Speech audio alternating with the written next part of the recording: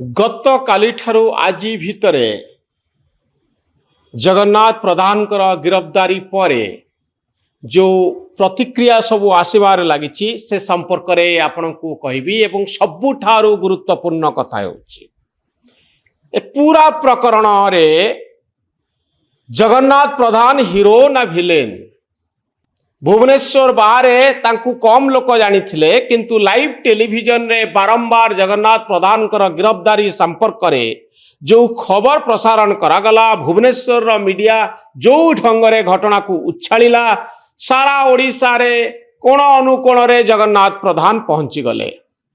Social media को देखंतु, Facebook को जानतु, एक्स को जानतु, इंस्टा को जानतु, आपण देखिबे जे केही कहूनांती गोटे स्वर रे जे से होचंती भिलेन, केही कहूनांती जे ओएस ऑफिसर्स एसोसिएशन पूरा पूरी ठीक करुची बोली गोटे मिश्र प्रतिक्रिया आसुची। अर्थात एते सबु कांड परे मध्य कोठी ना कोठी लोकंक भितरे गोटे धारणा अछि जे आमे जहा पाइबा कथा व्यवस्थारू सैया पायु नाहू। अनेक तो सोशल मीडिया रे माड़ को समर्थन करुचंती, ऑफिसर मानकर विजिलेंस रेड संपर्क रे कहउचंती, करप्शन केमती चलीची से संपर्क रे लिखुचंती, माड़ हे भलो हेला बोली कहउचंती। मु से तत्व को विश्वास करे नाही। कोनोसी प्रकार हिंसा को प्रशय दिया जिबा उचित नुहे।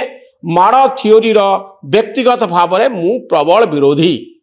कोनोसी व्यक्ति देहरे हाथ दबार अधिकार आमर नाही, से जा हो।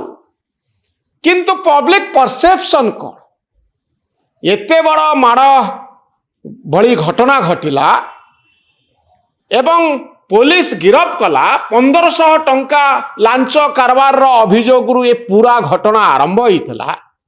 स्वच्छ साथी 1500 टंकार लांच नौचंती, गोटे दुकान रु लांच नौचंती। ए कथा को नहीं जड़े कॉर्पोरेटर अभियोग कले, ए अभियोग परे तदंत हैला। तदंत कले एडिशनल कमिशनर रत्नाकर साहूंकर रिपोर्ट आसीबा बेलको यही घटना आरंभ हैला। जगन्नाथ प्रधान स्थानीय नेता इथरे इंटरफेयर कले एवं परवर्ती समय आपण देखुचंती तांकु खराब व्यवहार करागला बोली से अभियोग आनिले। किछि व्यक्ति जाई ऑफिसर को घोषारी बाड़ेले। ये होची पूरा प्रकरण।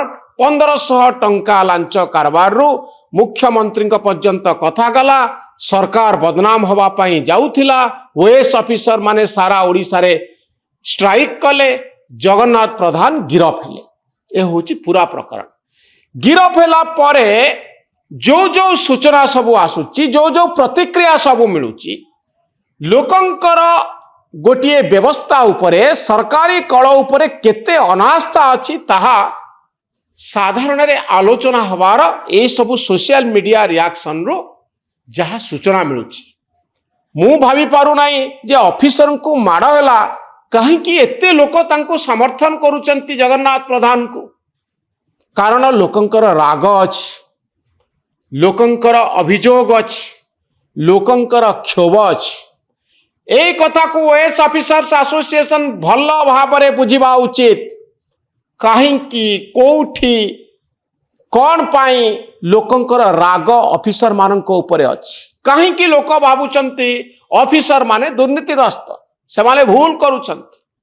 बहु वर्ष धरी ऑफिसर हाथ में एते क्षमता दिया जाइथिला, नेतांक क्षमता को गौण कर दिया जाइथिला। लोक भावुतिले जदि जहा काम होउची ता ऑफिसर मानक जोगु होउची, जहा न होउची ए ऑफिसर मानक जोगु हो नाही। पूरा क्षमता ऑफिसर मानक हाथ में थिला।